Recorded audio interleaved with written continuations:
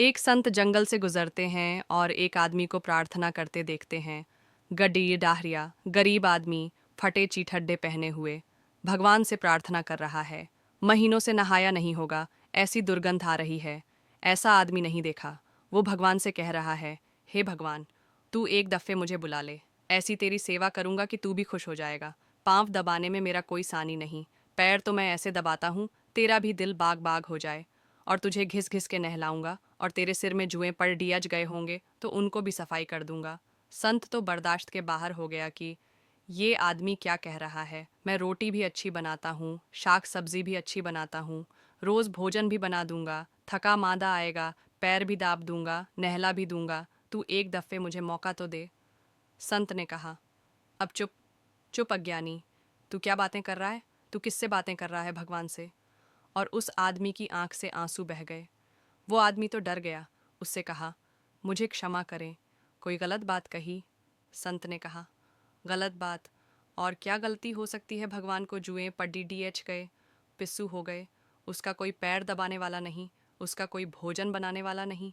तू भोजन बनाएगा और तू उसे घिस घिस के धोएगा। तूने बात क्या समझी है? भगवान कोई गड्डी ढिरिया है?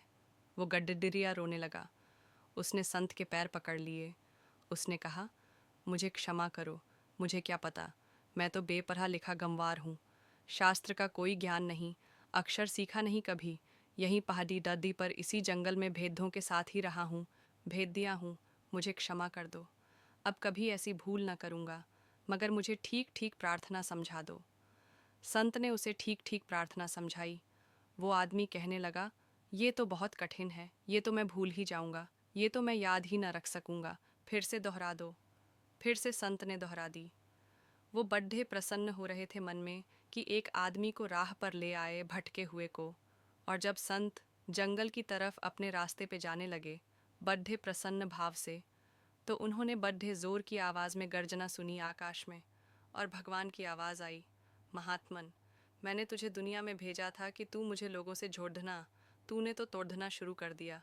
अभी गड्ढरिये की घबराने की बात थी, अब संत घबरा के बैठ गए, हाथ पैर कांपने लगे। उन्होंने कहा, क्या कह रहे हैं आप? मैंने तो ऑर्डर दिया। मैंने उसे ठीक ठीक प्रार्थना समझाई। परमात्मा ने कहा, ठीक ठीक प्रार्थना का क्या अर्थ होता है? ठीक शब्द, ठीक उच्चारण, ठीक भाषा। ठीक प्रार्थना का अर्थ होता है हार्दिक भाव। वो आदमी अब कभी ठीक प्रार्थना न कर पाएगा। तूने उसके लिए सदा के लिए तोड़ दिया। उसकी प्रार्थना से मैं बद्धा खुश था। वो आदमी बद्धा सच्चा था।